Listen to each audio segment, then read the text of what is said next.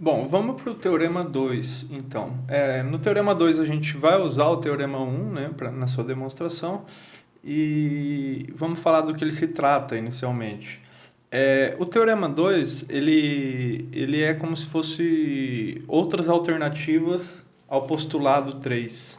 Então, olhando aqui para o postulado 3, ele diz o seguinte, que três pontos não colineares, né, por três pontos não colineares, passa somente um plano, passa um e somente um plano. Então, a existência e unicidade, dados três pontos não colineares, né, eles determinam um único plano, certo? Então, uma forma de determinar um plano é através de três pontos não colineares. No Teorema 2, ele dá outras duas alternativas, né? Uma é o item A, a outra é o item B. Olha só, o item A diz o seguinte, que por uma reta e um ponto exterior a essa reta passa um único plano. Então, essa é outra alternativa. No postulado 3, a gente tem três pontos não colineares. Aqui a gente tem uma reta, R, e há um ponto fora dela. Nesse caso, passa um único plano por essa reta e por esse ponto, certo? E a outra alternativa é o item B, que por duas retas concorrentes ST passa um único plano também. Então tem essas três formas, né? O postulado 3, o item A e o item B. Postulado 3, três pontos distintos, né? Determinam um único plano. O item A aqui, basta que eu tenha uma reta R e A um ponto fora dela.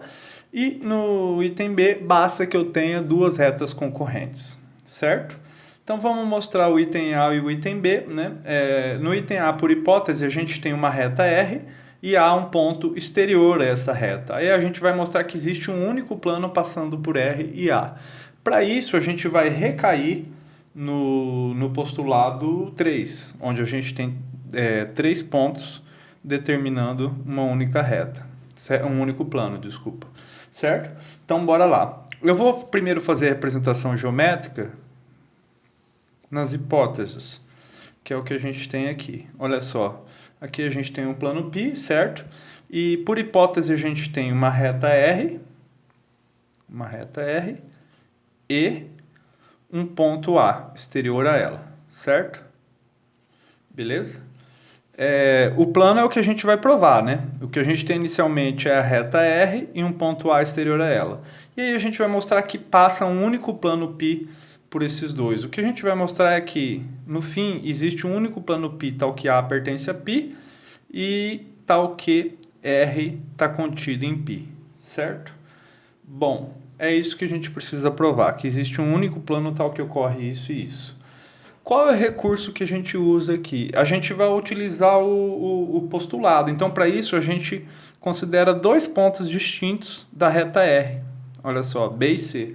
Considerando esses dois pontos, então vamos escrever aqui.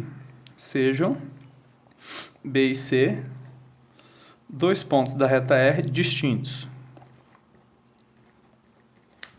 Certo? A gente considera eles. Por quê? No postulado, basta que eu tenha três pontos não colineares. Três pontos não colineares, por esses três pontos, passa exatamente um plano, que eu vou chamar de π. E é exatamente o plano que eu preciso. Então, pelo postulado 3, considerando esses dois pontos distintos, eu tenho os pontos A, B e C distintos. Então, pelo postulado 3,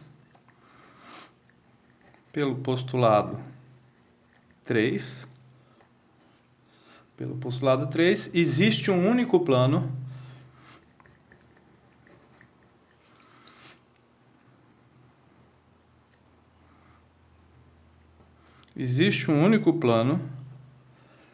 π, que contém esses três pontos.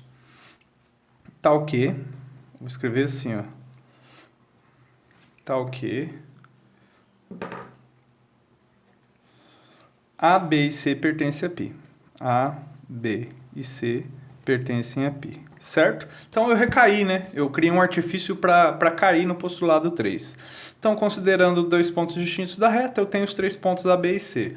Três pontos distintos, eles são não colineares, porque A está fora da reta. Então, pelo postulado 3, existe um único plano tal que vale isso, certo? E aí, o que eu vou fazer? Eu preciso mostrar isso e isso, certo? Isso, né? Além disso, a unicidade do plano, mas isso já vale. Por quê? A, em particular, é um ponto do plano. Então, aqui eu já consegui mostrar. Agora, falta mostrar aqui, ó, que a reta R está contida no plano π. Como eu faço isso? Agora, eu vou utilizar o Teorema 1. Dizia, né, o Teorema 1? Que se uma reta tem dois de seus pontos e um plano, então ela está contida no plano. E é o que a gente tem aqui, ó. A reta R, ela tem dois de seus pontos, que são B e C, pertencentes ao plano. Logo, ela está contida nesse plano, certo? Então a gente usa fortemente o Teorema 1. Porém, olha só. Como os pontos B e C, que são pontos dessa reta, pertencem ao plano por construção, né? Como esses pontos pertencem ao plano, segue do Teorema 1,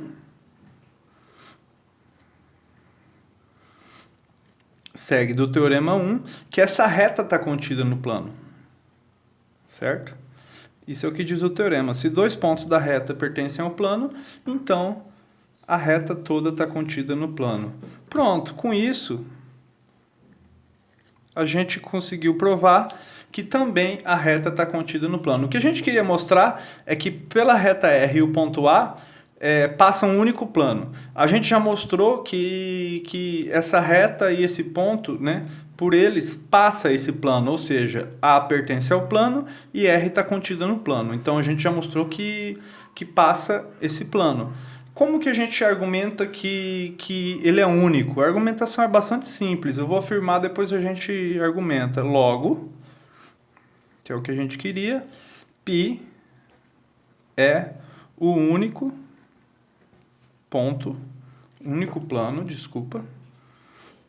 plano que passa por A e R. Certo? Isso que a gente provou. Agora a unicidade. Pois, como eu argumento a unicidade? Vamos tentar argumentar de uma maneira simples, sem fazer muitas delongas. Olha só.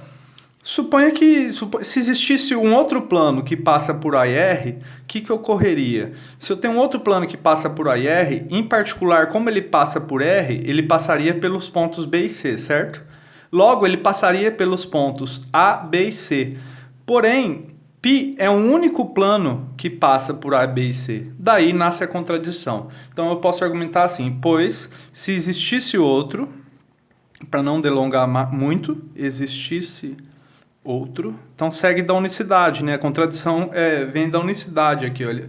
Esse plano é o único que passa por esses três pontos. Se existisse um outro ponto que passasse por A e R, em particular, ele passaria por esses três pontos, o que contraria essa unicidade. Pois se existisse outro, né, que eu estou falando de plano, teríamos uma contradição.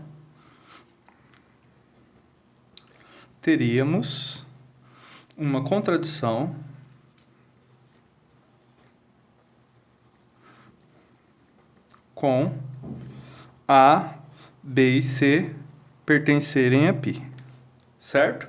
E aí a gente fecha. Isso aqui é para garantir a unicidade, certo? Logo, π é o único plano que passa por A e R. Agora, no item B é bastante análogo. A gente tem, por hipótese, duas retas concorrentes, né? Vamos fazer rapidinho, para dar tempo e o vídeo não ficar longo. Por hipótese, a gente tem duas retas concorrentes RS, certo? Então, ST, desculpa. Então, aqui vamos colocar S, aqui vamos colocar T. Eu tenho que mostrar que por essas duas retas passa um único plano, que vai ser o plano π, né? O recurso é muito semelhante ao item A. O que a gente vai fazer? A gente precisa determinar 3 pontos nesse ambiente para aplicar o postulado 1, né? Desculpa, o postulado 3. Quais vão ser esses 3 pontos? Eu vou considerar o ponto P, eu vou chamar de P, o ponto de interseção. Eu vou pegar um ponto Q qualquer da reta S e um ponto R qualquer da reta T. Logo, esses 3 pontos vai determinar um único plano e a partir daí o desenvolvimento é análogo a esse aqui. Então vamos escrever isso rapidinho. Olha só. Sejam a interseção da reta S com a reta T, eu vou chamar de P, certo? Ponto P. Então, P é o ponto de interseção, Q é um ponto de S e R é um ponto de T, certo? Tais que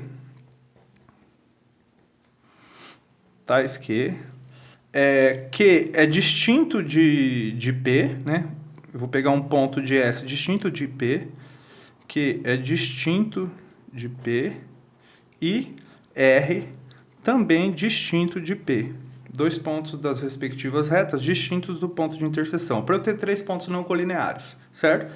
Logo, esses 3 pontos são não colineares. Então, pelo postulado 3, existe um único plano que os contém. Então, pelo postulado 3, a partir daqui é análogo, né? Pelo postulado 3, existe um único plano π, existe um único plano π, tal que P, Q e R pertencem a π. Concordo? Certo? E aí a gente aplica de novo o teorema 1, porque se os pontos P e Q da reta S pertencem ao plano, então a reta S está contida no plano. E aplica o teorema 1 aqui também. Se P e R que são da reta T, pertencem ao plano, então a reta T também está contida no plano. Assim, olha só, eu aplico o teorema 1 duas vezes aqui, né? Assim, pelo teorema 1, o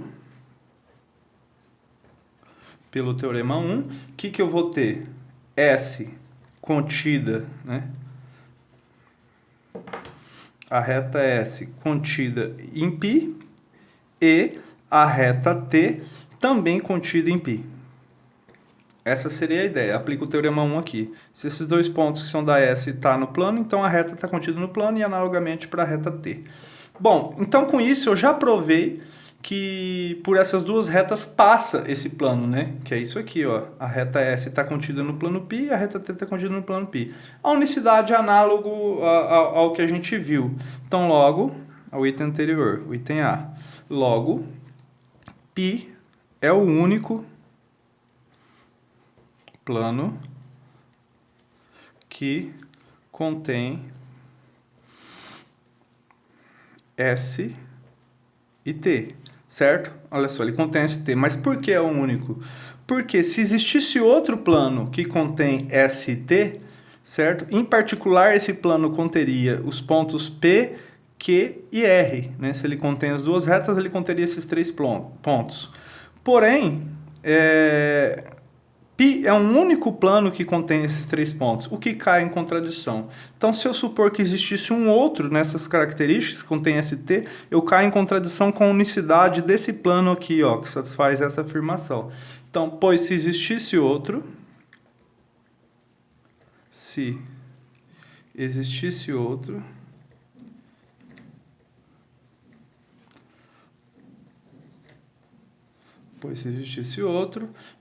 a mesma coisa, né? Teríamos uma contradição, a mesma coisa do item A. Com a unicidade dessa afirmação aqui, ó. Teríamos uma contradição